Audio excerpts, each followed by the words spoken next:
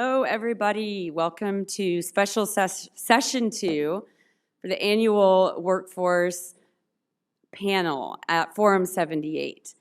And as a lot of you might have heard, we have this massive demand for talent, not just in the eVTOL and advanced air mobility space, but also in traditional rotorcraft. And what a lot of us have been seeing is some of the eVTOL advanced air mobility companies hiring a lot of people from rotorcraft companies, and that's not really sustainable.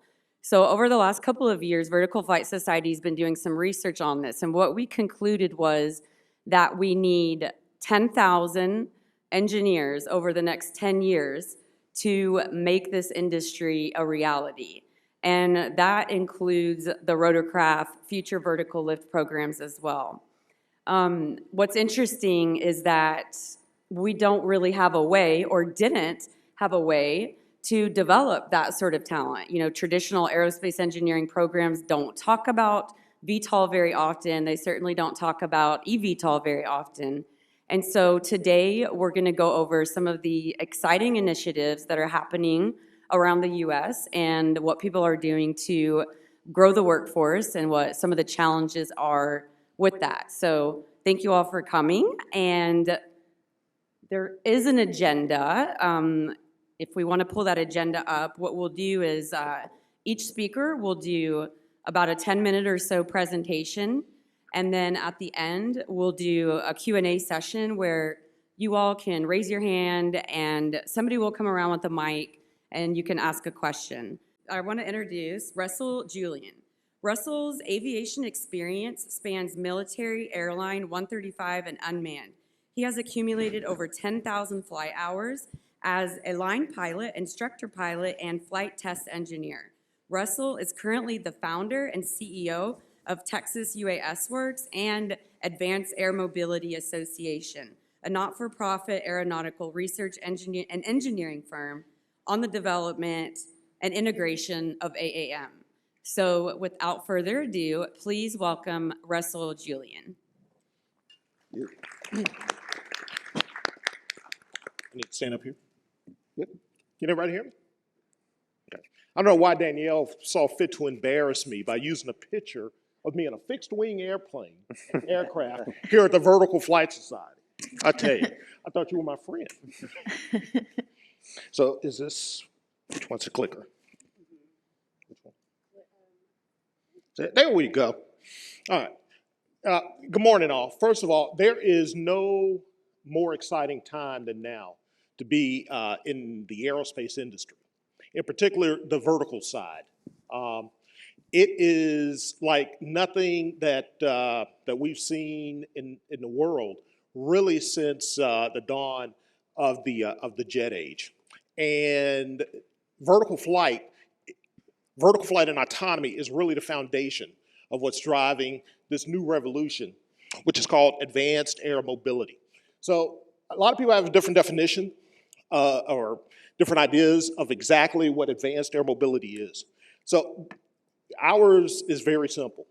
Basically, advanced air mobility is convergence of aviation and high technology. That includes AI, machine learning, edge computing, and all that stuff, and converging them into a single operational infrastructure to really democratize aviation and make it accessible to the masses. That is a very exciting prospect for me, and that's what really motivates us at the Advanced Air Mobility Association, is making aviation accessible and exciting and a useful entity in folks' everyday lives. And it really is the future of the aerospace industry. There are 3 verticals under advanced air mobility. One is the urban air mobility, which is basically using novel aircraft in metropolitan areas to go from, suburbs to downtown. Regional air mobility, which is air mobility or using novel aircraft to go to outside of the metropolitan areas to smaller, underserved, rural, even regions. And then, of course, drones and small UAS. A lot of people are shocked when small UAS and drones being part of this. But you got to keep in mind that all of these aircraft are going to operate off of the same infrastructure, off of the same command and control links and whatnot. And these three verticals are actually, again, what's so excited about them is bringing in what we call non-traditional players into the industry. All right. Before advanced air mobility, or what we call legacy aerospace, it's very rare that you find individuals engaged in AI and machine learning. It's very rare that you find individuals who are engaged in edge computing and 5G networking. But all of that is incorporated within the development and ultimately the operations of advanced air mobility. So we push advanced air mobility as a regional imperative. The ability to really transform lives, on a global scale. And this isn't just a U.S. thing that's going on. I mean, it's global, just like the Vertical Flight Society and the symposium here. All right, this is really a global initiative that's happening. So obviously, from a standardization perspective, at some point, the regulatory environment is going to have to converge. One of the things that we are working on is to at the ICAO level to ensure that level of standardization, because we're all in aviation and aerospace, so we understand standardization is like the secret sauce for aviation. That's what drives safety. So standardization equals safety. But right now it's pretty much kind of, to some extent, like the Wild Wild West. You got a lot of entities overseas in particular who are moving in different directions and whatnot. But we are abundantly confident that at some point in the very near future, that will coalesce and come up with a standardized operational model. Again, talking about how AAM transformed the lives of people around the world. This is one of those disruptive technologies that, on the scale of the internet and the global positioning system, that will just permeate throughout every industry and facet of life globally. So, going back to what I was saying earlier about how AAM is bringing in non-traditional folk in multiple disciplines into the sector. This is just kind of a representation. Everybody kind of knows the aircraft side of it. That's the most visible. Typically when we talk about what we do, we're talking about flying cars and whatnot to kind of keep it simple. So everybody, the vehicle aspect of it is the most visible. But it's what's underneath that's really exciting as well. The vertiport development, civil engineers, okay? Civil engineers need to understand the aircraft side of it, how these aircraft, the operational aspects of these aircraft, from the certification side and whatnot. The telemetry and command and control, all right? We're working with AT&T, their foundry, used to be Bell Labs, to come up with a unified command and control infrastructure, within their 5G network, in order to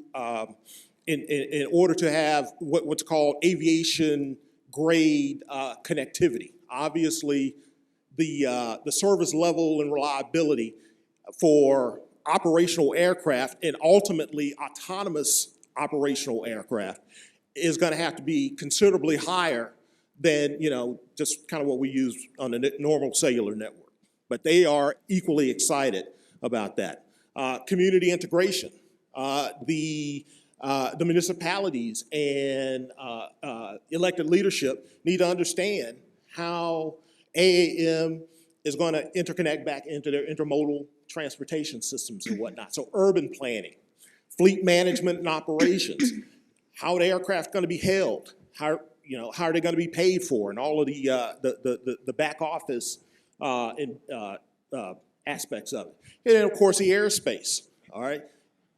which is probably the most challenging aspect of this, because essentially what we're talking about doing right now, over the past 10, 15 years, been the safest the safest years in aviation in this country in the past 15, 20 or so years. The FAA feels like it's found a sweet spot in the area of piloting, pilots, controller, maintenance, and whatnot, and and they want to keep it that way. So that's why we're and I'm going to talk about this a little later. The FAA is, and we're in favor of evolution as opposed to revolution. All right, we want to adopt all of the best practices that have made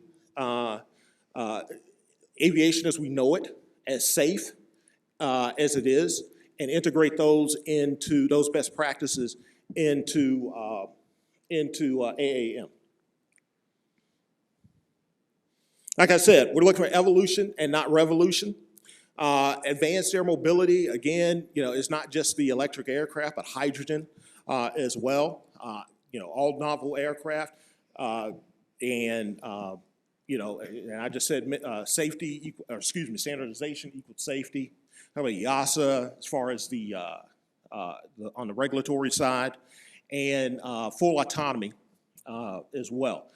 The full autonomy, again, we don't see any of this as a moonshot. All right, we look at this more as a integration exercise, because for all intents and purposes, all of the majority of the technology and systems already exist to implement a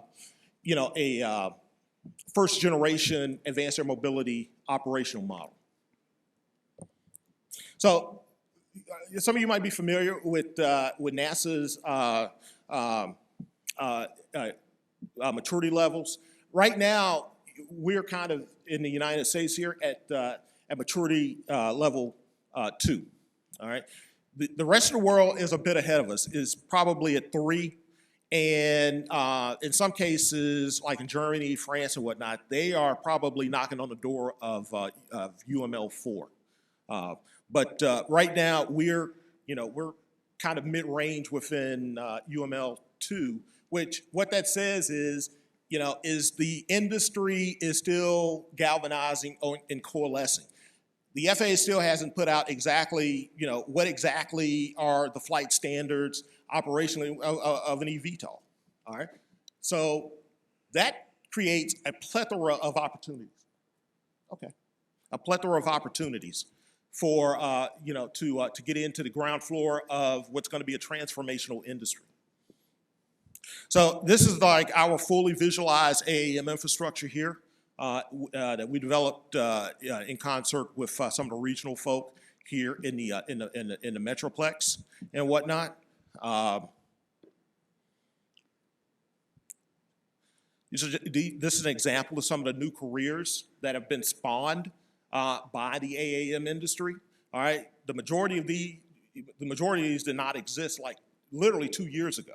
All right, so there are opportunities not only for new entrants, not just engineers, but even non-engineers as well. In addition to individuals who've been in legacy aviation and looking to transition. So it's a very exciting time. So that's all I have.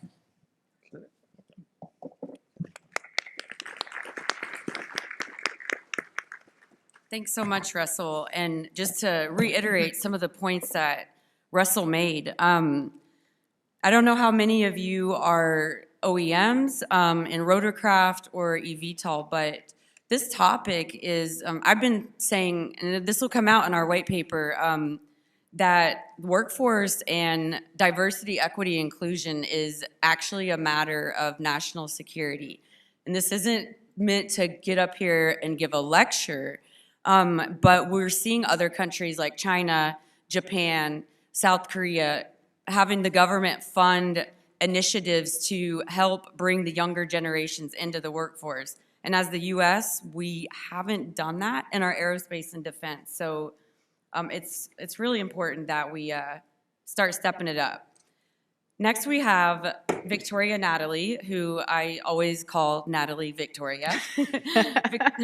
Victoria is the Director of Engineering and Operations at the Unmanned Systems Research Institute, otherwise known as USRI, at Oklahoma State University, my college in Stillwater, a research center based out of Oklahoma State, USRI, that is the center of a statewide initiative focused on the development of autonomous systems and advanced air mobility.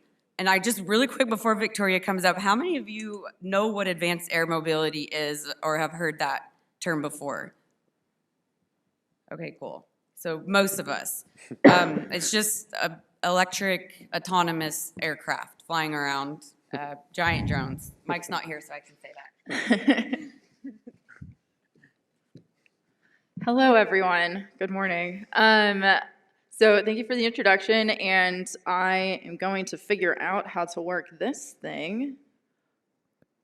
Cool. So I have a first slide that might be a little bit like preaching to the choir if everyone raised their hand with stuff, and I know that Russell gave a great introduction into the space of this industry and how it's advancing very rapidly. But the thing I definitely want to bring attention to is how do you develop an industry like this, and how do you develop a workforce that was perhaps trained in a different form of this industry.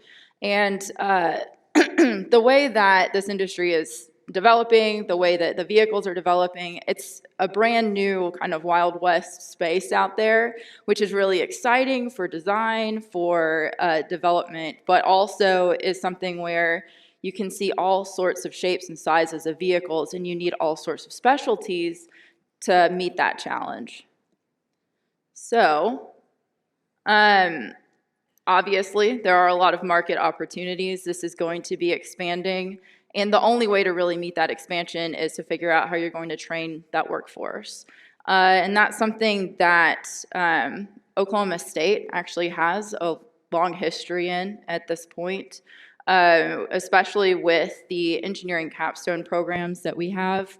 We're training engineers in how to create rapid prototypes. And this works really well for the types of designs that are coming through the advanced air mobility space, especially when you're taking something from concept, rapidly, kind of creating that prototype outside of it, testing it after it's flight worthy, and then tweaking it in a matter of weeks or months. And this is a program where we can train engineers, we try to train pilots as well, technicians, and entrepreneurs, because the ecosystem to create these types of vehicles is not just at one level. There needs to be a development at all levels. So that's one of our missions as we start to work in this space. So USRI is kind of a unique animal. We kind of have 1 foot in industry and 1 foot in the academic world, which kind of puts us at an interesting position. We not only get to work with students and have lots of student projects going on, but we also have full-time research engineers and research faculty, whether they have PhDs, master's degrees, or bachelor's degrees. We kind of can bring them all in and have them work full-time on larger scale projects and bring in students as needed to fulfill deliverables. And that is one of our locations that I will actually talk about a little bit more later. And just to kind of give an overview of some of the resources that we have flight fields where we can do testing. We have anechoic and reverberation chambers to do testing as well. We have a bunch of student resources on the campus, and we kind of tie all of this together to create really unique solutions, whether it's something that comes from industry or something that comes from an academic grant or kind of funding that we go after at different levels. Again, just kind of showing the breadth of training that we can have for students, whether it's additive or subtractive manufacturing. I know that we have different individuals who work for us, including Dr. Ben Lowe, who's in the office. Who's in the audience. We like to kind of see him come in. He'll leave on a Friday, comes in with a totally new prototype by the next Monday. And it's just really exciting to get to see that stuff pop up. So just because we work with students doesn't mean that we're not turning out a high level of quality. A lot of these aircraft, especially the ones with carbon fiber layup, were created with the help of students and then also with some of our full-time faculty. We like to say that if it's cool and has to do with drones, we'll take it on. And all of these projects have been undertaken within the past few years. We also kind of move into the inflatable market, and obviously whether the vehicles are taking off from the roof of a moving Tahoe or whether they're taking off directly from the ground, there are a lot of kind of tight spaces that we can fit these vehicles in, and we have a lot of field experience with them as well. So just to kind of give an overview of why we are at the center of a statewide initiative, we have a lot of facilities where we can do manufacturing, testing, prototyping, and then we also have flight fields that are distinctively OSU, and then flight fields and testing ranges that we are affiliated with across the state. So some of our buildings include locations in Oklahoma City. The Excelsior building is kind of our flagship building. That's in Stillwater, and it's right off main campus, so we have a lot of student projects going on there. And then also in Tulsa, so we have the Helmerich Research Center that we're expanding into as well. Again, all of these have state-of-the-art resources, and we frequently pull in students to help train and develop them before they kind of start moving out into the industry, and so that they're good assets and they know how to work in this space and how to create these types of projects and vehicles. So again, kind of putting together all of the things that we have to offer. We not only gain a workforce's interest by participating in STEM outreach activities and promoting the drone space, the drone research, knowing that this is going to be the next step for aerospace as we move forward, but also training through classes, workshops. Part of our land grant mission is to make sure that we're connecting with communities and keeping the community at large up to date on what this industry is doing and how they can participate or at least be knowledgeable about the steps that it's taking. We provide a lot of great hands-on experience. We have a really strong student internship group who they love coming back and doing projects with us. I know from my experience of working first in manned aerospace industry, I was a defense contractor for a little bit, getting to actually work with the drones and go from creating mentally what the project is going to be, actually building it, putting it together, flying it, analyzing data. There's nothing quite like getting to touch every aspect of that project. And that's really exciting for the students as well. And then we also are trying to make sure that we create a pipeline from OSU and the student development to the industry so that they're ready to take on what the next challenge is, whether it's joining a larger entity that already exists or whether it's marketing tech that could be coming out of their graduate thesis or dissertation and creating a new company that could kind of take the world by storm. Cool. So the last slide I'll leave you with is, in addition to all of the stuff that we have already been doing and working on with the student projects, with kind of developing the intern and co-op pipeline, we are also starting an initiative with Tulsa Innovation Labs and with the Osage Nation to create the Launchpad Research Center for Advanced Aerial Mobility, and also a testing corridor to go along with that. And that will be located out near Tulsa. The corridor is actually going to come within 5 miles of the city center, so there will be a lot of opportunity for urban air mobility testing out there.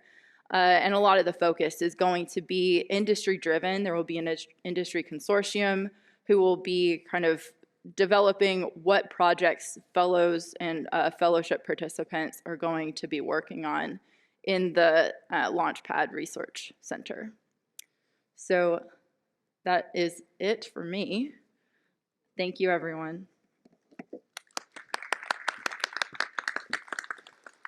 Thanks, Victoria. And as a product of Oklahoma State, Excelsior didn't exist when I was there, but as a product and then turned entrepreneur, I can say that it's a very good place to do research as well. I know that's not the topic of this panel, but they definitely have some talent there. So our next two, and I think you may only see, you only see one, but maybe we could flip to the next. So we have two speakers for the next one, which will be Patrick Hosford and Danielle Plaisance. And I'm not sure which of you are going first. Are you going first, Danielle? Okay.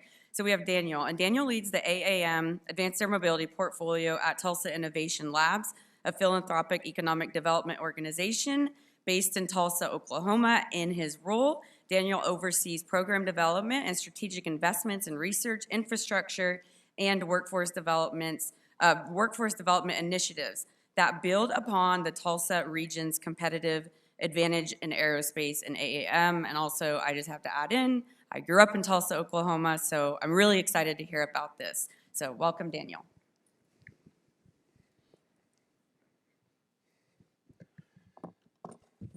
Yeah, thanks for the great introduction, and thanks to you all for being here. As Danielle mentioned, I lead the Advanced Air Mobility Portfolio at Tulsa Innovation Labs, which is a philanthropic economic development organization.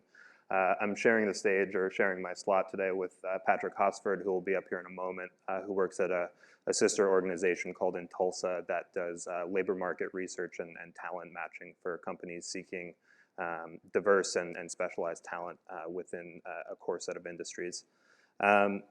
We're here today to talk about how regions like Tulsa are taking up the challenge of trying to address workforce shortages and workforce constraints in this industry. We think a lot not just about the composition of talent, but about the geography of talent, and how looking at places that are not traditional engineering hubs may be an interesting method to solve this, some of the shortages that exist in this industry. So Tulsa, Oklahoma is a city in northeast Oklahoma. The metro area is just over 1 million people and houses 8 Fortune 1000 company headquarters. Traditionally, the economy of this region has been very heavily concentrated in the manufacturing sector and also in oil and gas.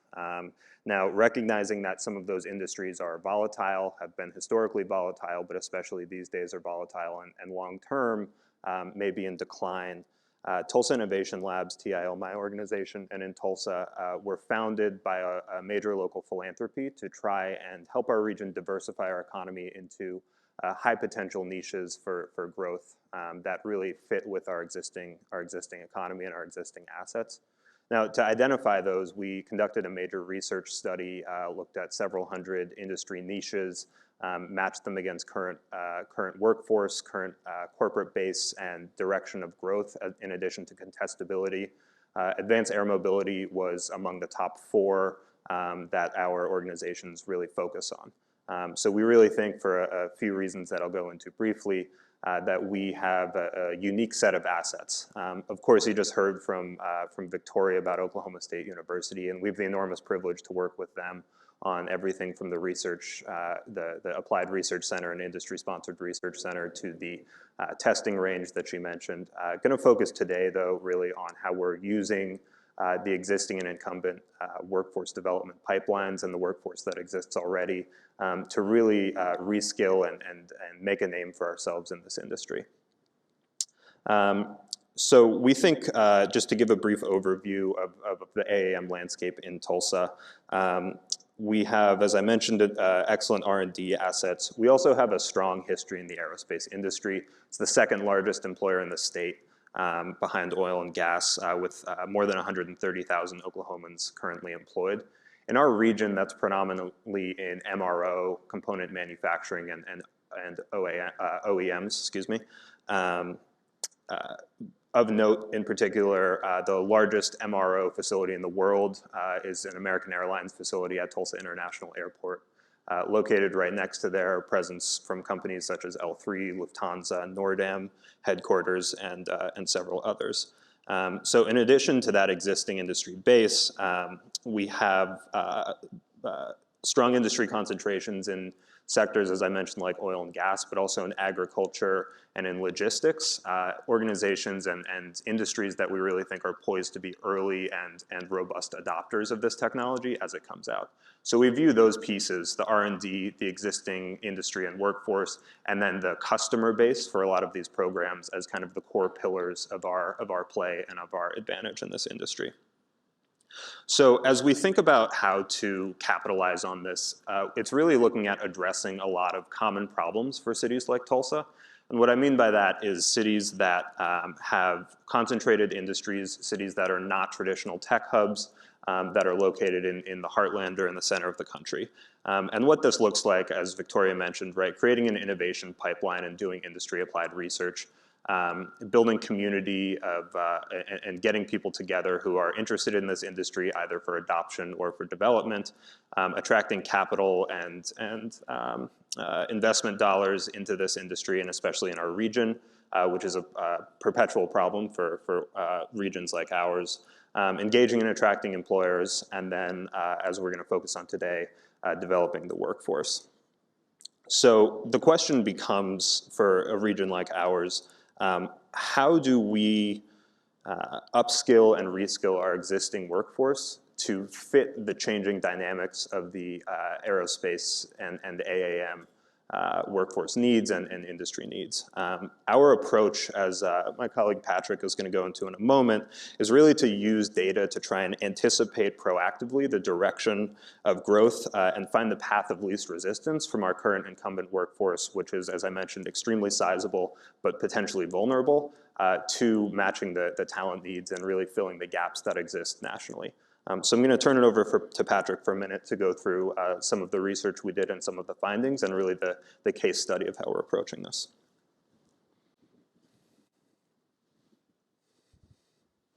Awesome. Thanks, Daniel. Hi, everyone. So part of this was really understanding what industry demands. And so put earlier there, DEI and building a workforce for AAM for the future and making sure that it's resilient and has, and making sure that it's listening to industry and that it's responsive and adaptive is critical to building out existing infrastructure and new infrastructure in Tulsa. So how we did that was we took a sampling of 48 distinct businesses, all AAM, across different industries and different industry applications. From these 48 sampled industries, we looked at both profile analytics and posting analytics. So to bring it back, profile analytics are essentially looking at 1 billion different social profiles across the web, scraped, analyzed, and deduplicated. So what we have is a unique profile of an individual part who's attached to one of those 48 companies. From there, we could analyze, okay, so what skill does this individual have and what occupation are they currently employed in, or what title do they have? From there, we had a really interesting occupational composition of what AAM industry supplies and who they're currently employing. On the other side, we have posting analytics. And on this side, we're scouring about tens of thousands of job postings monthly.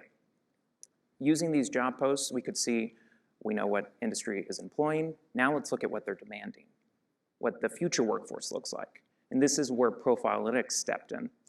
From there, we could see what skills they were demanding and what kind of occupations they were demanding through different occupational coding schemes and titles, or even different sort of degrees employers were also demanding. So we could build that adaptive and responsive, proactive approach to our programming.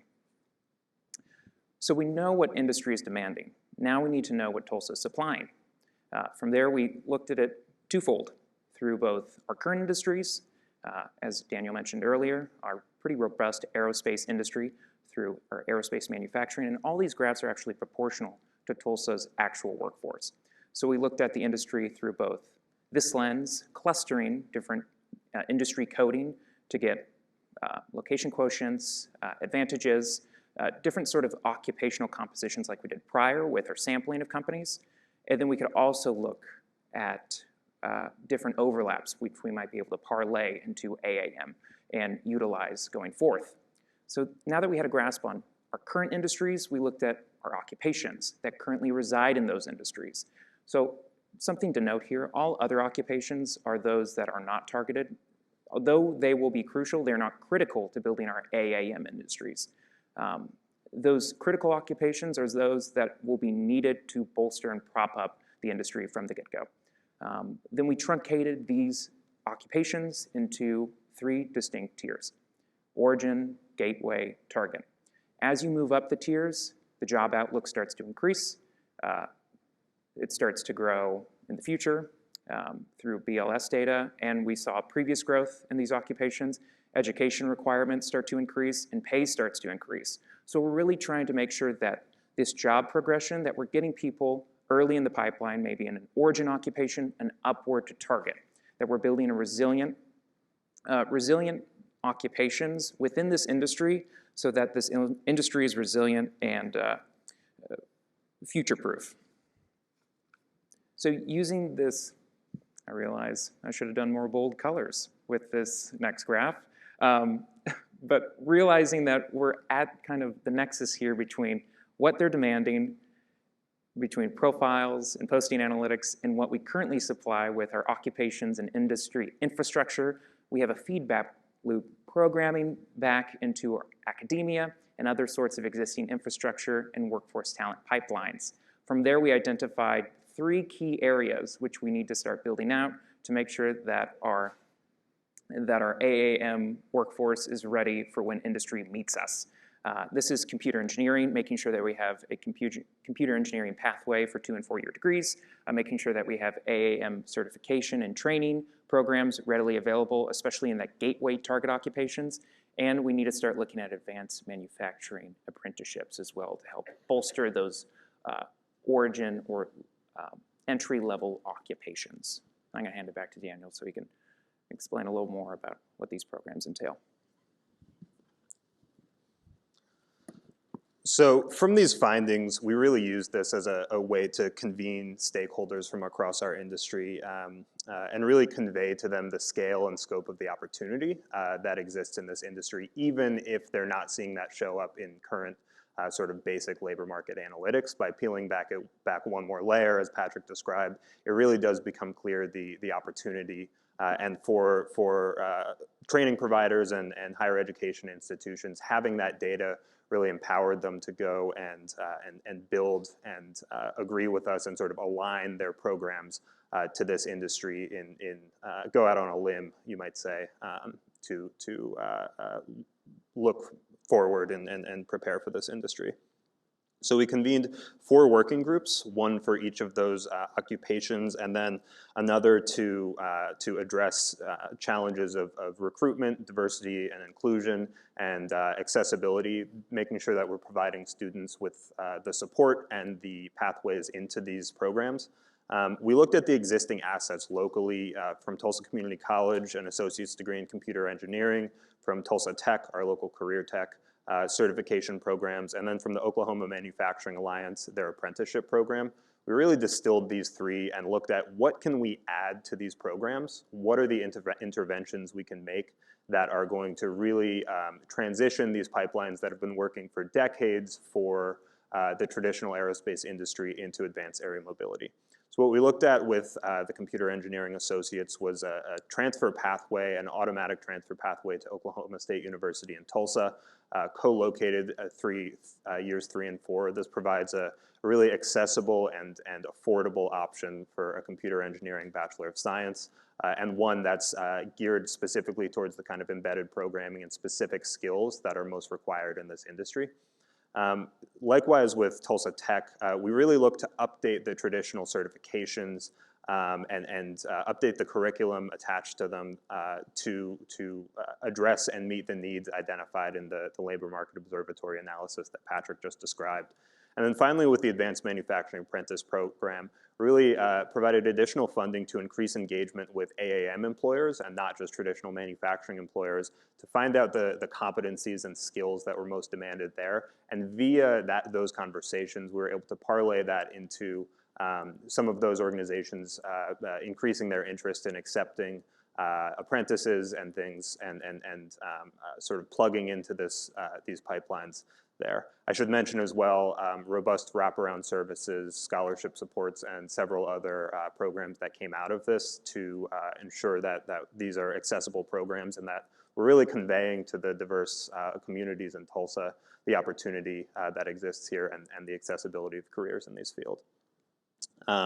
Just want to take a moment and say that I think the takeaway from this case study really is that by using data and by going a little bit deeper on the data than is available based on standard occupational classifications from the Bureau of Labor Statistics and others, by looking a little bit deeper than that to try and capture some of the nuances of this industry that are not yet clear in that data that the classification systems have not caught up for, we were really able to galvanize widespread support, get our stakeholders excited, and provide clarity on the changes that need to be made to increase the resilience of our workforce and our workforce systems, and really develop a roadmap to prepare ourselves for the growing AAM industry.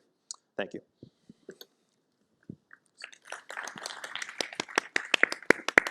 Thank you so much, Daniel and Patrick.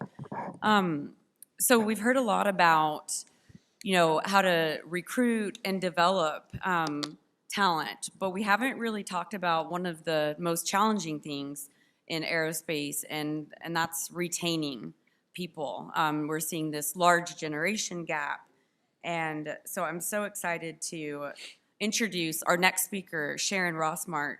And Sharon and her company have done, Women in Drones have done some amazing things in this space. I will try to get through her bio. It's lengthy, but it's impressive. A change leader with diverse industry and functional experience and publicly traded Fortune 100 privately held and startup companies. In addition, Sharon has expertise in establishing strategic partnerships, emerging market strategies, and process improvement. With a range of experience includes key roles in board governance, insurance, financial services, distribution, sales, training, and risk management, with leadership roles as CEO, board chair, vice chair, audit committee chair, and governance chair. And I'm gonna skip the next paragraph because I think she's gonna touch on a lot of that today. So I'm so excited to introduce Sharon Rossmark of Women in Drones.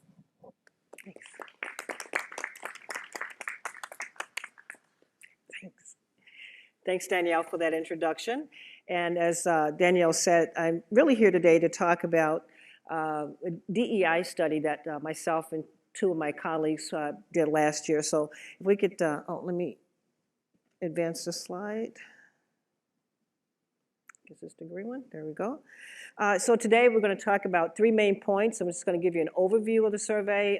A complete summary survey is available on our website, and that's on the last slide, as well as the full report is also available for download on the website. So today I'm basically going to give you an overview. We're going to really cover with you some key takeaways from the survey that was conducted last year, as well as share with you some recommendations for moving forward. Before I start, I do want to publicly thank the Vertical Flight Society. They were kind enough to be a sponsor of the gift card giveaway to encourage participation.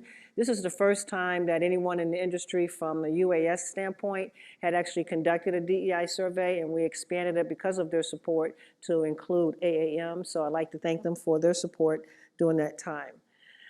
Just a little bit about the authors of this survey. Myself, Women in Drones, my company is a global platform for women that are in the UAS and AAM space. Dawn Zaldai, she is the CEO of P3 Tech Consulting, and Marlene Conway Deals, she's the president of the Diversity Development Network of Canada. So one of the things that we found as we were going through this process is that there seems to be a lot of confusion. Is it diversity? Is it equity? Is it inclusion? Is it D? Is it I? Is it E? And so we always like to put up a slide that just kind of level sets the audience of exactly what is D, E, and I. So it's just there for reference, just to kind of give you a few seconds to better understand when we talk about diversity, when we talk about equity, when we talk about inclusion, it gives you a feel for what it is. And you'll hear these terms, obviously, in any number of industries. So a little bit about our objectives of the survey. As I indicated before, there's been no prior DEI survey for the industry. So we thought it would be a great idea to start off with just, let's get a benchmark. Let's see where we are. Let's see who's interested in, one, even participating. And secondly, let's just even see what's out there in terms of where we are as an industry. We know that there's a DEI issue or concern, but we really didn't have a fact base. So we wanted to have an initial fact base to get us started. So to give you a feel for who participated in the survey, as you can see here on the screen, I like to call it an eye chart test here. There was a range of industries within AAM and UAS that participated, and that included everything from service providers to academia to nonprofits as well as corporations. From here, we found that only 90% of the respondents were newer or startup organizations, which makes sense when you think about the nature of where we are with UAS and AAM. Many of them were 1 to 4 years in terms of their establishment in the industry. The secondary purpose of what we wanted to also accomplish is really get a feel for where they were in terms of what does their internal DEI process look like, or did they even have DEI processes? Next slide really refers to some key takeaways, and I like to bucket them into 2 categories. It really comes down, this is a leadership issue for us as an industry, but then actually to execute and improve upon it, it's a process. So what needs to take place? So I'm going to bucket the 10 key takeaways. I'm not going to go through all 10, but they will be referenced on the slides. So if you take a look here, I categorize these first 5 of the 10 as a leadership issue. Because as you start looking at what is it going to take, it starts at the top. If an organization from the top is not really sending a mandate around the need to diversify the workforce, then to what my colleagues just spoke about in terms of the pipeline, we're going to have an issue. Danielle mentioned the need for 10,000 engineers over the next 10 years.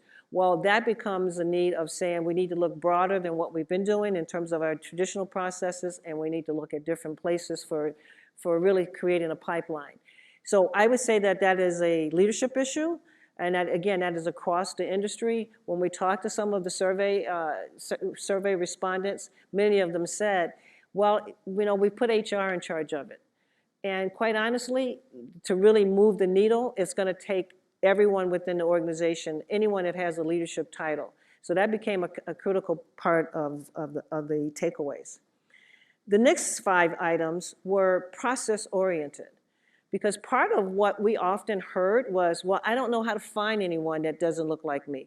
I don't know where to search, or we've recruited, we've put things on LinkedIn, we've posted job postings, but we're not getting any takers. Well, what does that mean? That means we need to do something different, and so we need to look at all of our processes, and that's really one of the key takeaways is what are you doing internally that's working and not working, but more importantly, what are you going to do different moving forward? So that was a huge piece of one of the things that we heard from the respondents. And then there were recommendations. Many of them came out of them saying, as part of the survey completion, was here's what we think we need. And some of it came out of us following up and asking them. And so, for example, almost 80-some-odd% of the survey respondents indicated that they felt the need and would be willing to participate in a DEI advisory group. Okay? Well, what's important about that is that they're willing. Now it becomes how do we put in the work to make a difference? And so we felt, rather than us trying to build this in a vacuum, that one of our next steps is going to be, and I'm going to talk about it in a moment, is to set up a DEI advisory group. We also felt that, based on the survey results, was that they wanted help with how do I bolster our DEI efforts? It really was astounding at how much there was some consistency from the survey respondents as a need for help us with this. We don't really know what we're doing. We know it's the right thing to do, but we don't really know where to start. So that's basically the foundational efforts of where we are in terms of moving forward, moving the needle forward. And then next steps. So one of the key takeaways out of that group is what was on the previous page was to establish a DEI advisory group. Now that we have all the survey responses back, we're now reaching out to the respondents and saying, okay, 90% of you, well, that's too large of a group, but we need to really probably start breaking it down. It's like anything else. How do you eat an elephant? It's one bite at a time. So we're going to start dividing it up and looking at what are the major elements that will help move the needle in the industry and establish a group. We're also going to partner with Vertical Flight Society, and we're targeting next January to actually put on a leadership workshop and co-locate it with their conference for next January, which will give us time to, reach out to members of the community that are really interested in going through some training and make it readily available to them to access the development that they need, as well as bring in their leadership teams that they feel would help them build out the local program. I mentioned at the start of my presentation about a DEI summary. All of the details that I just covered and more, it's about 15 pages, is the summary report that's free. It's downloadable on our website. And then there's the full report, which is about 125 pages, which again is a downloadable PDF, is available on the womenandrones.com website. And with that, I want to thank you for your time. I have put up our email addresses for any of the three of us that are participated in this survey. We'd love to hear from you if you have some questions, or if you want us to talk with you about what your needs are in the industry around DEI, we're more than happy to do that. And with that, thank you.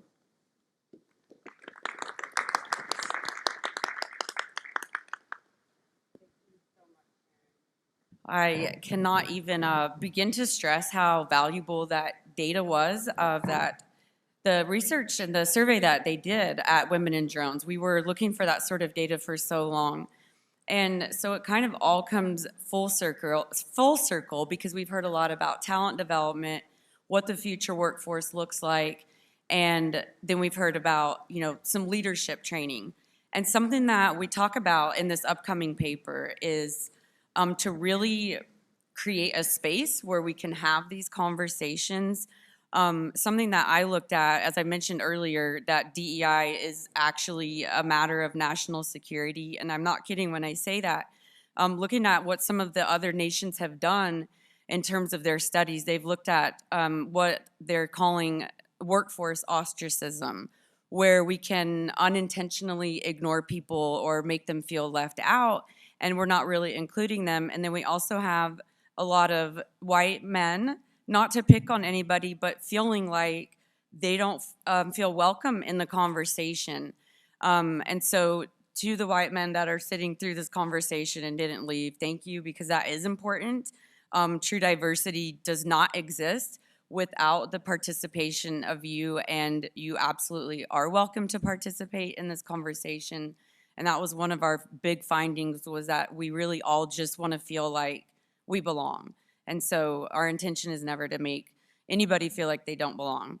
And so, then we've also heard about different regions. So kind of, to bring it all together, how do we do this in this big vision to really grow the workforce and make electric aviation happen and all of this sort of thing? We kind of came to the conclusion that it would happen through public-private partnerships. And so with that, I will introduce Mr. Michael Burrows, and let me give him an intro, and I hope I will get through as much of it as I can. We already had to shorten it. Michael Burrows is the CEO of three entities: San Bernardino International Airport Authority, the Inland Valley Development Agency, and the UAS Center at.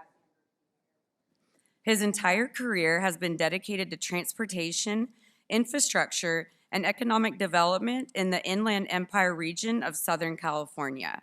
Over the last 24 years at SBI AA or AA, not sure how you say that, IVDA, Mike has successfully structured and executed a number of P3s, or public-private partnerships. He's been committed to advancing over $290 million in public infrastructure projects, resulting in more than $1.7 billion in private investment, and contributing to a total of over about $8.9 billion in assessed, can't read my own writing, value across a 14,000-acre project area. A partnership with the Alliance California has attracted major Fortune 50, 100 to 500 firms just reaching more than 16 million square feet of new development.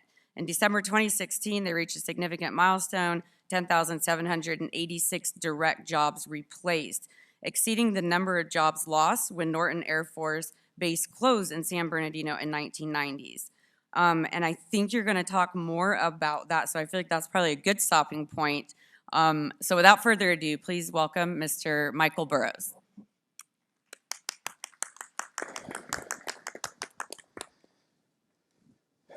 Well, thank you for that. And I feel like coming home here to Fort Worth, so it's a good excuse to come back to my old stomping grounds. But as Danielle mentioned, yeah, my entire life has been about finding partnerships and growing partnerships. And when you have a military base close overnight, you need a lot of help. And you need a lot of help asking the right questions and getting the right partners at the right time. And a little luck doesn't hurt. So yes, we used to be Norton Air Force Base. We're now a full-fledged commercial airport with all the business lines you would think, including a few large-scale projects that some may recognize similarities. As Danielle mentioned, we are Alliance California, and that is the namesake of our foundational partner, Ross Perot Jr., well, Ross Perot Sr. when we started, and so Alliance Texas, which I definitively love to visit just up the road, we are the California version of that. And many of the business lines you see here, you see at AFW today, and that's not a mistake.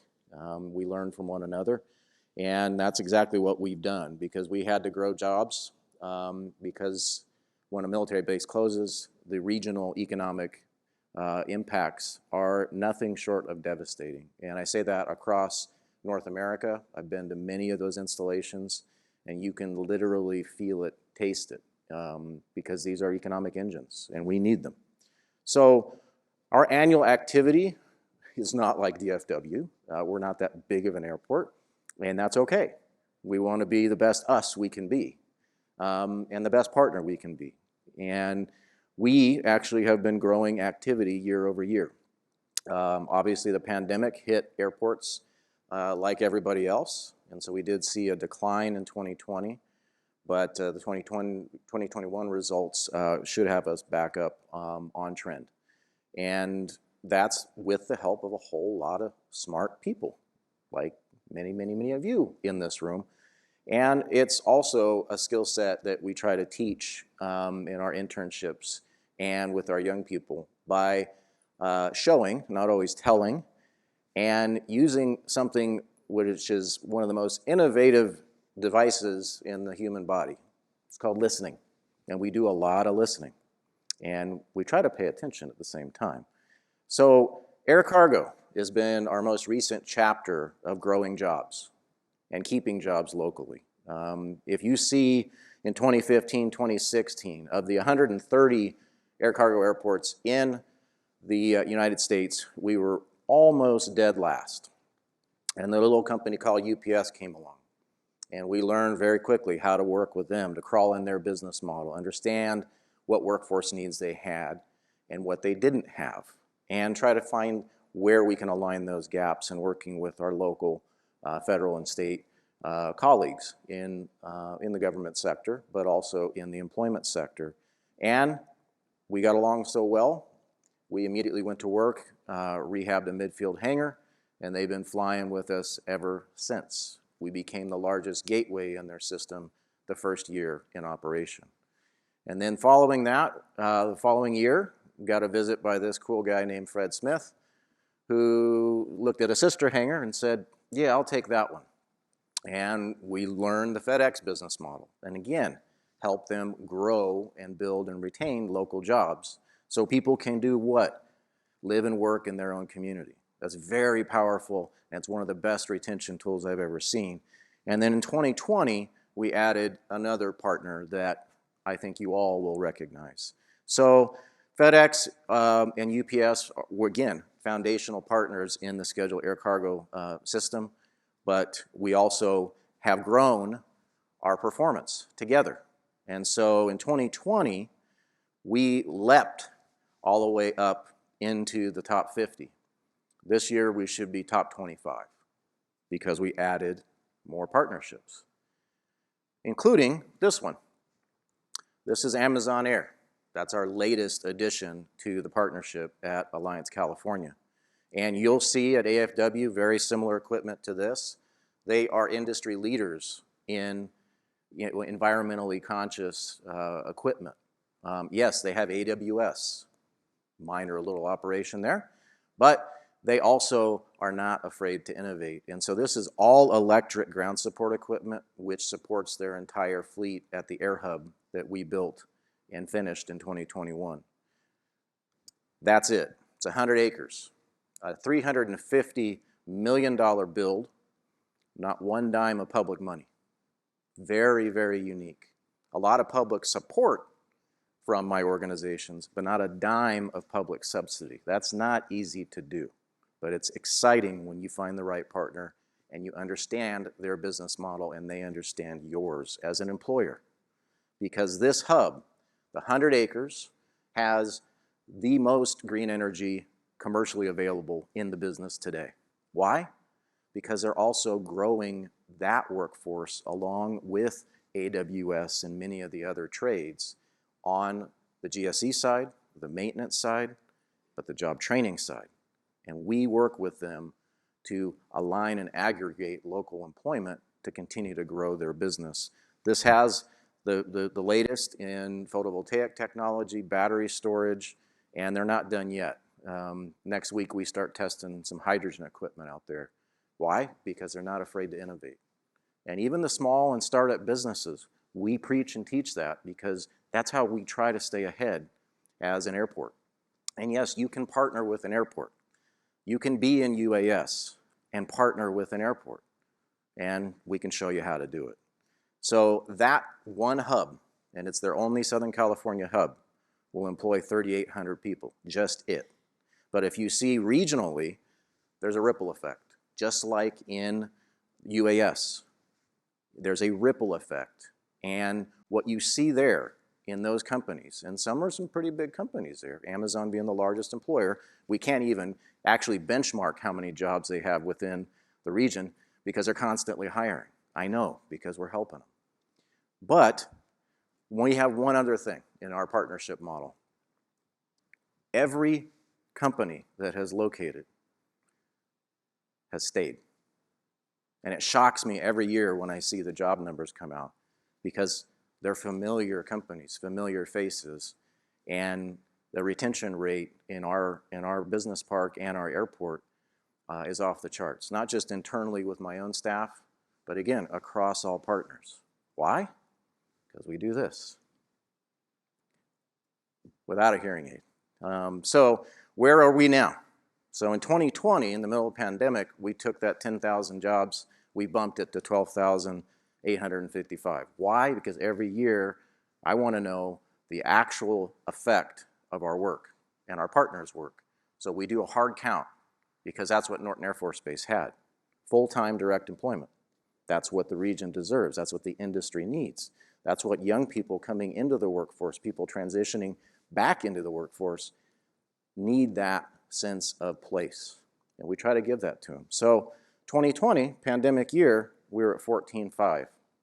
And this year, we publish in another month. So I'm excited to see how that goes. But, oops, I gotta back that up. So we have that. And then also in 2020, we did something in UAS. On a commercial airport, an active commercial airport, we started a UAS drone training facility for pilots, but for also teaching and preaching systems integration and certification. Because there's, especially in the first responder community, as we found, there's a lot of people flying drones. That's really great. We embrace that. We support it. But they're not always integrated in how those systems actually function as a system of systems. And so we took our partnership model and got into a new industry. Somebody should, and why not show on a commercial airport safe and proper drone flight? Why not teach it? And that's what we've been doing. So my UAS administrator, Kim Benson, has done an amazing job of aggregating top talent and advisors. But we also start at the K through 12, the now junior high level, and aggregate students to show the opportunities, not just for careers in aviation, but careers in UAS. And not just being a UAS pilot, being a practitioner, and soon to be a mechanic, because we have a lot of MROs. Well, there's a lot of smart people there that can also help us innovate and do that thing we used to call fabricate in aviation. And our drone partners have been able to transform lives in a way that few can do. Because why? The barriers to entry into those markets are actually really low. So what do you got to be? 16 and motivated. That's pretty good. And we give you the tools to be able to do that. So that all goes into the framework of economic impact. And so you can see the actual impact of closing a base, at least in Southern California. 10,000 direct jobs equated to over 15,000 total jobs. That's tough. Loss of 1.9 billion in economic output. And we're getting there. We got 3 billion back and counting. But guess what? That's also part of aggregating new workforce and workforce development by, again, listening, but showing, and then together allowing the story to be told the right way, the way your partner wants it to be told. And that's proven successful for us. So this includes now green energy. We all need to be a part of that as an airport community. And my partners across the globe in the Dutch Logistics Council, Luxembourg, Malta, many other places, UAE, we're all finding best practices to do this because that grows jobs as well. And so we're adding to our green energy footprint, solar, battery storage, hopefully more and more hydrogen. And that's why, because it's creating tomorrow's careers today. And we need partners to do that. And I don't care, again, you could be a startup, you could be a consultative division, or a Fortune 50 company. We have all of them, and we need all of them to make it sustainable over time. So the UAS Center here, I'm going to leave on this one. We're doing, yes, economic development, workforce development, but a lot of consultation and a lot of partnerships with U.S. drone manufacturers. Again, safe, proper drone flight right on the front door of a commercial airport. My airport operations officers were my alpha class. Why? Because the airspace police need to understand what's happening in UAS. And they use it in their daily work right now. Esri's a foundation partner, not as to your division there, pretty close, but and then we've got Caltech, JPL, and a whole lot of others coming our way. And it's really exciting, and I'm learning a whole lot from smart people like y'all. So thank you for your patience, and you guys, as a society, you've been a great and open arm for us to lean on. But our 3 pillars: fueling innovation, that's creation, that's where we need to go next. Creating safer communities, again, the airspace is everybody's, and everybody in it needs to promote safety and live and breathe it, and we support that. And then advancing workforce. Nothing against A&Ps and mechanics. We need them just as much as we need drone pilots, commercial pilots, fixed wings, and the like. That's all part of an aviation ecosystem, which we're a part of now. And so online curriculum, online ground school. During COVID, you couldn't get there, so you had to do something. We innovated. And now the flight line training is happening every week, and then we're in, like I said, the community college, K through 12, and now junior high schools. So exciting stuff, and we got a lot left to learn. So I'm going to continue to listen. Thanks for having me. Thanks so much, Mike, who I've decided to start calling Burrows. I'm referring to all of the Mikes as their last name now because I meet about 3 or 4 new ones a day. But thank you for that. That was a great talk. So I'm so excited to hear next from Vineet. So, we've heard about a lot of the initiatives. So next we get to hear from an OEM and sort of see what does it look like from Sikorsky's standpoint, And initially, we were going to have Dr. Marilyn Smith, as many of you probably know or have heard of. She's on the board of Vertical Flight Society, and she runs the Georgia Tech version of VLRCO, which is the Vertical Lift Research Center of Excellence, an Army program. And they basically develop graduate engineers, and I believe undergraduate as well. So anyway, she ended up not being able to make it today. So we're going to get to hear from Vineet directly, though, to see how some of these programs actually affect the OEM. And Vineet is Director of Engineering and Science and Systems Engineering at Sikorsky, a Lockheed Martin company. Vineet joined Sikorsky in 2000 as a handling qualities and control laws engineer and has worked on multiple programs, including RAH-66, Comanche, and the Canadian Maritime Helicopter Program. He was the Control Laws lead CH-53K helicopter and Chief of Handling Qualities at, and I think I might have skipped a line, maybe not, Handling Qualities and Control Laws Group, in addition to leading multiple research and development programs. He's a member of the Vertical Flight Society, American Helicopter Society, and serves on the SAE Aerospace Council. Dr. Sahasrabudhe, I hope I didn't mess that up, please correct me if I did, is a recipient of multiple individual and team awards, including the Marshall Tan Award from Sikorsky Aircraft and the Francois Xavier Benoit and Howard Hughes Award, both from the Vertical Flight Society. He was named a technical fellow in the VFS 2018. He's published several conference and journal papers and holds 17 plus patents. Please welcome Vineet.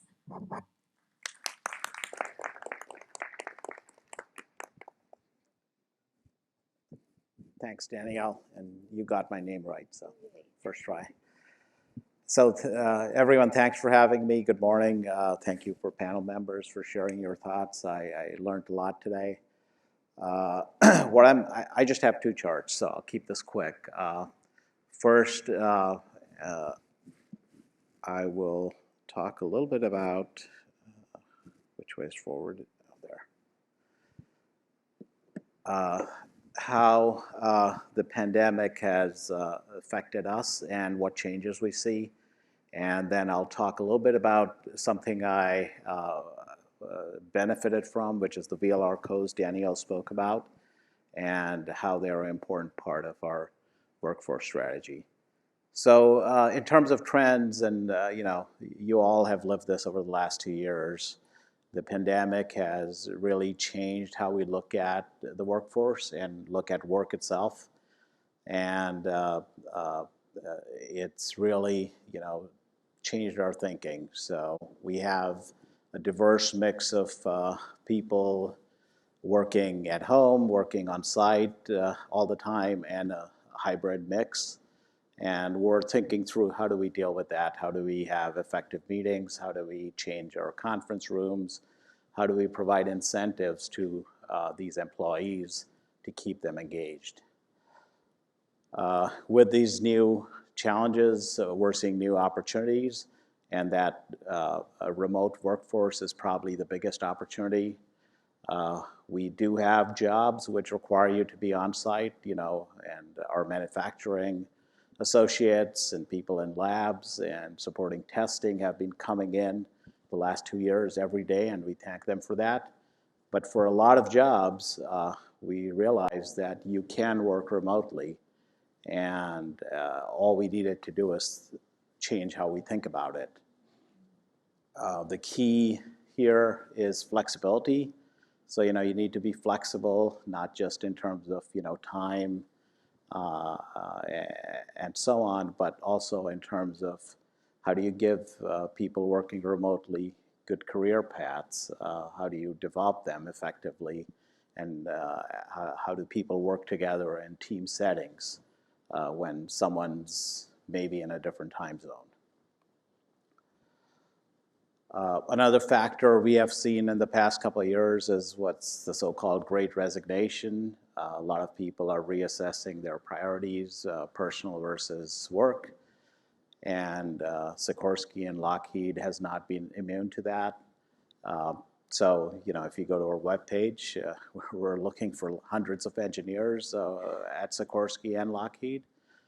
So here's my plug, you know, if you're looking for a really interesting career, which is fulfilling, and I've found it to be so, please check out our webpage and you'll see a lot of opportunities there.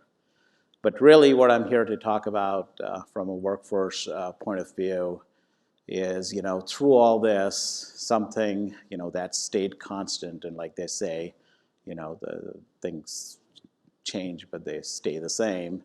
And that constant has been the so-called VLRCOs.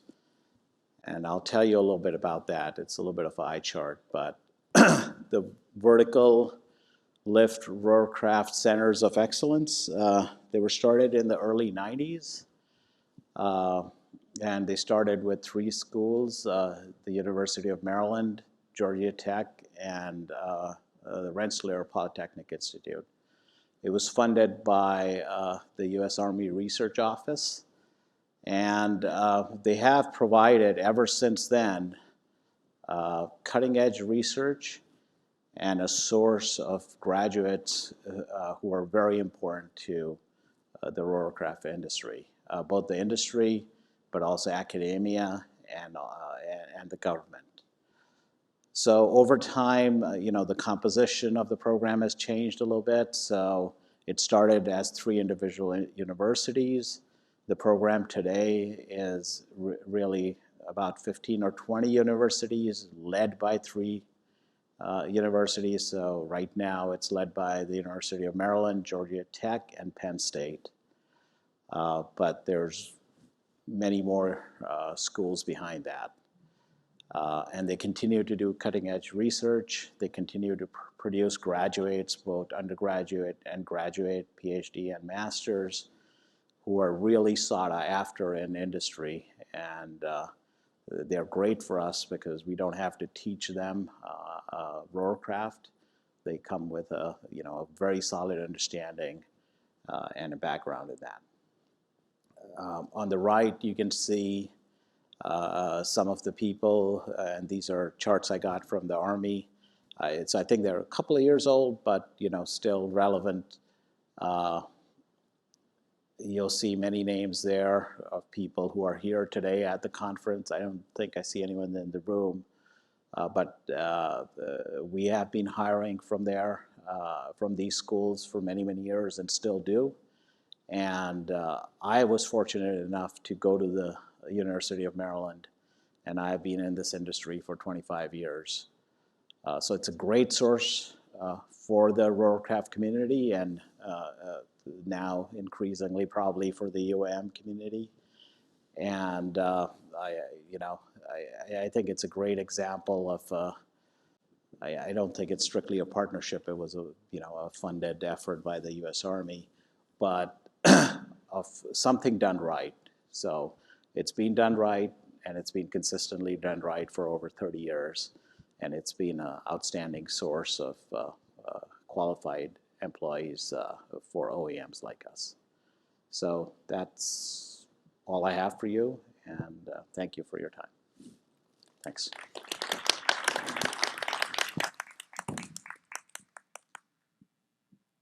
Well, that concludes all of our presentations. So now thank you, Vineet, by the way, and thank you to all of you.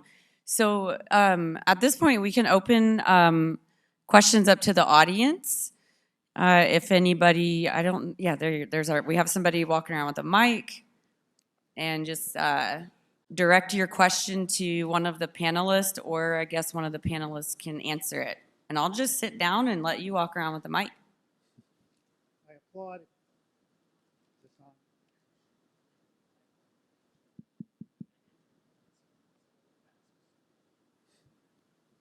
I don't know if you can hear me. Our mic isn't on, Clint. Oh, yeah. Okay, thank you. So I applaud all the work that the panelists have been doing and the presentations. But there's one thing that I didn't hear addressed much. In fact, I think Mike was the only one who touched on it. And that's, well, just as an example, my daughter teaches aerospace engineering at Penn State.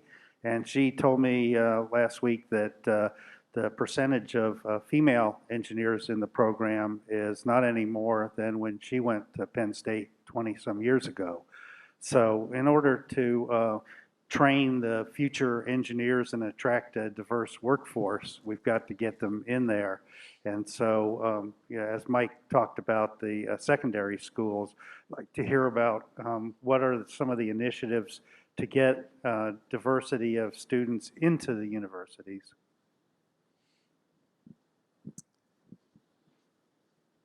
I feel like that I'll- might be me. Go ahead. I'll Go take ahead, that. It's even worse than you think, okay? Because we actually did a survey. First of all, the aerospace industry has been horrible at promoting itself to young people, okay? We did a survey over at UT Dallas about 4 months, not UT Dallas, excuse me. It was a magnet science and math school in the Dallas school district. And I mean, these were kids who were college bound. I mean, the school, like 99.5% of their students go to college. And we asked them their familiarity with 3 emerging industry sectors: cryptocurrency, cybersecurity, and advanced air mobility. And like only 10% have familiarity at all with like advanced air mobility, 80% cryptocurrency, and like 90% cybersecurity and whatnot. And, you know, so we have got to start, you know, amplifying the industry. Unfortunately, kids today don't have the stimulus that we had growing up, i.e., you know, breakthroughs in aviation, space shuttle launches, and those kind of things, Star Trek even. But you know, but we have got to start promoting and amplifying the things that are going on in the sector, which, you know, I'm biased, but I think are obviously, you know, more exciting than cryptocurrency and cybersecurity. I was going to say, one of the things that we have found in my organization and that we promote is fueling the pipeline. And that starts as early as 3, 4, and 5. Including, we've written 3 children's books about girls flying drones, interested in drones, playing with drones, flying in drone competitions, just to get them excited about it as well as interested in it. Do they need to become pilots? No, but that's the sexy part of it. And that's what kids like. And I always like to say, if you want to get a kid's attention, launch a drone in a classroom, right? So it starts very early. They also need to see someone that looks like them in those roles so that they can aspire to do that. So I commend you that you have a daughter that probably didn't have many role models before her that actually now is an engineer or teaching engineering. That is so critical. But it has to be ongoing. I'll give you a perfect example. Just last week, I spent 6 days in the field with 12 women from across the country who were Part 107 pilots, UAS pilots, right? At Texas A&M. And what we were doing was disaster response training. And we created that safe environment because most of us that are in UAS and AAM, this is our 2nd or 3rd career, right? But you have to create that safe environment for them to learn and make mistakes, because otherwise, when we go to training, we're usually the only one. And if there's no way to be embraced or feel accepted, we tend to shy away from it and then go through the things that Russell just mentioned that are more sexy and more exciting because they have their peers. But we're in an industry that it's not out there in front of us. And to a person, they all said, this helped a lot to be in a situation where, how do you use drones for active shooter? How do you use drones for flooding and hurricane post-disaster? We've also been contacted by women who storm chase, and they're like, we're seeing more guys using drones for storm chasing. Can you help us with that? Because we want to create that safe environment. And when my colleague here was up, I was taking a mental note saying, you know what? Many people don't know how to fly around an airport. So wouldn't that be cool if I partnered with him and created a safe space for women? And he talked about, he's already bringing in the high school kids. That's what we need more of. We need more business CEOs and head of business really thinking out of the box and partnering with organizations that can create that safe learning environment. Because once kids, particularly girls, get out of middle school, it has to be something, you know, that's just part of being a teenager. It has to be something that is the cool thing to do. It has to be embraced. So you create those safe learning environments. And there's so many women that are like, I really want to get involved with AAM. They have no idea where to start. That's why I'm here. You know, Danielle said, I think the Vertical Flight Society can help you with that. Well, that's great. I need you to come and have that experience so I can see, how do we create those role models? How do we create, as Danielle always says, Sharon, you have this saying, if you can see me, you can be me. I didn't have that when I was growing up, right? I did not have that. And that is not a new saying. I heard my parents, I've heard my aunts, I've heard others say that because they tried to create those experiences that were not accessible to me, but at least I could see them. But now we're saying, no, you know what? To take 12 women from across the country and put them in the field and know what it's like to participate in disaster management and to work with police. Someone that looks like me, we're not used to working with the police. Well, we worked with them for 3 or 4 days of the 6 days we were together last week. And guess what? They're like, okay, I feel so much better and have a different perspective. It's 12, but next year maybe we'll do 50. Maybe the following year we'll do 100. Maybe we'll start taking them to an airport training session to fly near an airport. You have to start the process somewhere, and it takes ownership. It takes ownership of someone that says, what can we do differently than what we've been doing to make a difference and to get there? And that, if I could just buttress that, and I agree with the colleagues all up and down here, one of the things that I feel business has a responsibility to do, and this is ethical, moral, and just the right thing, that is to be overly aggressive. And that's what I try to do, and I volunteer my partners constantly to deal with just what we've been talking about. So pre-pandemic, I started an aviation internship for young kids. And this was on my own peril because I figured somebody's got to do this and expose not just young girls, young people across the board, because I still represent a massively disadvantaged community. And if people aren't pushing the envelope, they're going to stay that way. And that's a responsibility we all have as employers. And so my first 2 graduates of my internship program, we don't just expose them to UAS. We don't just expose them to, you know, being a commercial pilot or an air traffic controller. We expose them to all of it. And, you know, if you're a young girl coming, you know, into our program and you say, oh, look at that, you know, the county sheriff who's based in my airport has women out there doing search and rescue. Guess what? I'm going to put that young person with the people out doing it. Whether they stay with it or not, they get exposed so we can collectively bring the cool factor, because what is cool to me may not be cool to you, and certainly with gray hair, it's not cool to a young person necessarily, but sometimes it is. And don't limit these young, you know, professionals, because they're going to be professionals. They're going to be in the career, in the industry, leading the way, and don't limit them. And I've been so impressed with it. And my first 2 female students on my payroll to this day. So that you got to push the envelope, though. I just wanted to echo, in general, what the panelists are saying, and especially highlight something that Sharon said. It is difficult to be a female sometimes walking into a space where you feel like you don't belong. And having the agency to make your own decision to join that space is probably one of the best tools to get women interested in being in these spaces. And I think it's really exciting that there's this new portion of the industry developing where there's that agency and that ownership to be able to walk into a brand new area where people are coming into it fresh, and you don't feel like you're having to work really hard to catch up on being in a place that a lot of people have already been in for an extended period of time.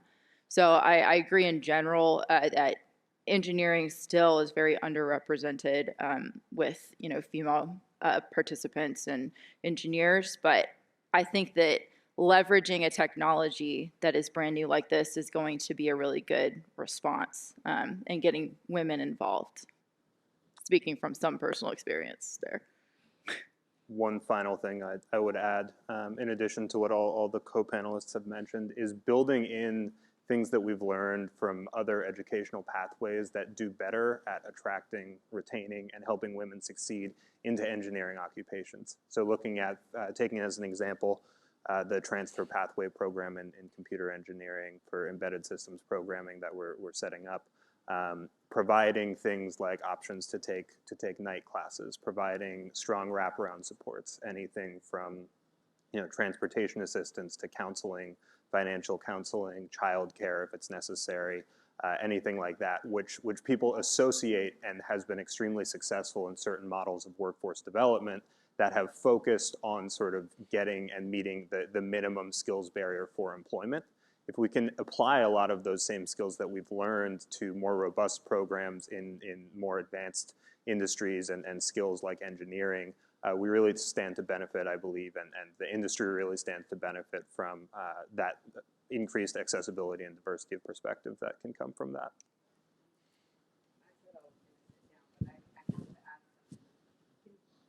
This main mic, thank you. And I would just say the biggest thing for keeping women in the industry is to believe us that we're technical. I was on a call, actually a podcast, you can find this on YouTube, with one of the leaders in this space. And I was on this podcast with another aerospace engineer. And it was kind of fun. We let her interview a CEO instead of vice versa and say, why should I pick your company? And his reason for saying that he didn't have a lot of women at his company was because, quote, there are no women aerospace engineers, while on a call with two. And that happens all the time. So, and I'm coming from, even with the amount of privilege that I have. So it's not questioning people's professionalism. Anyway, I just wanted to add that in there. So when people say they're an engineer, believe them. That goes a long way. Don't make us take notes. Don't ask me to. I won't. I haven't said any. Next question. We could keep talking about this topic all day. Maybe I can add something on that question quickly. Two things. One, so I've been at Sikorsky 20 years. I have seen a change, so it's not all doom and gloom. The number of females has increased. It's nowhere near 50%, right? So long way to go still. But there has been improvement. Lockheed and Sikorsky do a lot to try and increase that number. I remember going to the Society of Women Engineers about 3 years ago, maybe 4, and our CEO, Marilyn Houston, was the headline speaker, and that was a great tool for us. It really helped, so I think someone here said, having someone, a CEO or a leader, look like them, that makes a big difference. One program I want to mention, which is maybe unique, we call it the returnship program. And what that does is if you have been away from a career for a few years for whatever reason, it's like a gentle introduction back in, almost like an internship, part-time, so that you can kind of reacquaint yourself with how things have changed. Maybe you've been gone for 5-10 years. And reintegrate into work. So this has been very successful for us in getting engineers who had left the workforce for a few years. Maybe they had kids, maybe other reasons, and came back, or people who have never worked for us. So that's one unique program which has been very helpful. And if I could just buttress all of that with a just humble request, is that as industry professionals, be extremely vocal in sharing not just the need, the possibility, but the power of that progression to our regulators at FAA. They need to hear that. I am really fortunate to have a powerfully optimistic and energetic regional administrator in my region in California. She's amazingly talented. Reminds me of a few people that I've met just in the past day out here. But they need to hear that. The FSDOs need to hear that, so they can continue to push their envelope to loosen some of the burdens to make these careers more accessible. And I think they appreciate that, because being a regulator is not always fun, but it's very important because we need to be safe as well.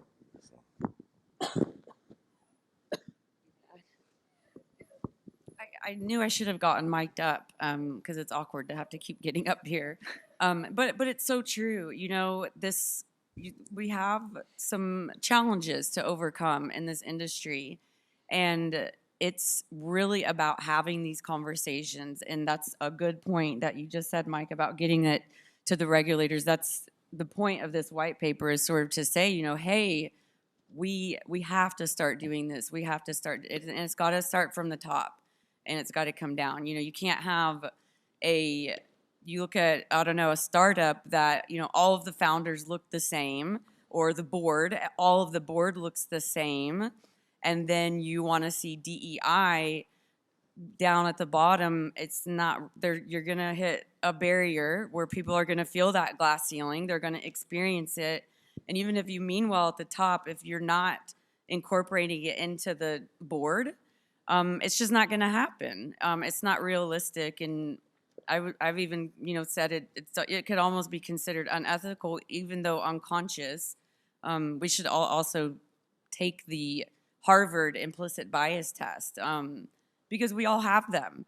It's not oh, you're a bad person thing and I'm better than you at all. It's that we all live in our own bubble, our own lens of what we experienced, and that's what we think is, the reality. But when it comes down to it, we're human and we all have biases. And I was surprised to learn some of mine.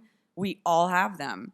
And it's interesting, like, even though I'm a tech person, I would still identify a male as an engineer in this test. So even as a woman engineer, I still have that. So they're really interesting. I highly recommend taking that. And I'm curious what your all's thoughts are on that. Have any of you taken the Harvard implicit bias test? No, I'm going to now. Yeah, there's a bunch of them. They're interesting. So, I mean, we can continue chatting, or we can grab lunch. If any of y'all want to add to it, by all means do. Or if there are other questions in the audience. Then I think, if nobody's saying anything, I think we're going to be actually ending 3 minutes early, which is amazing because that never happens here. So thank you all for coming. We'll make these slides available soon. I'm sure you know how to find them on Hover and all that good stuff. And we'll see you at lunch. Thanks, everybody.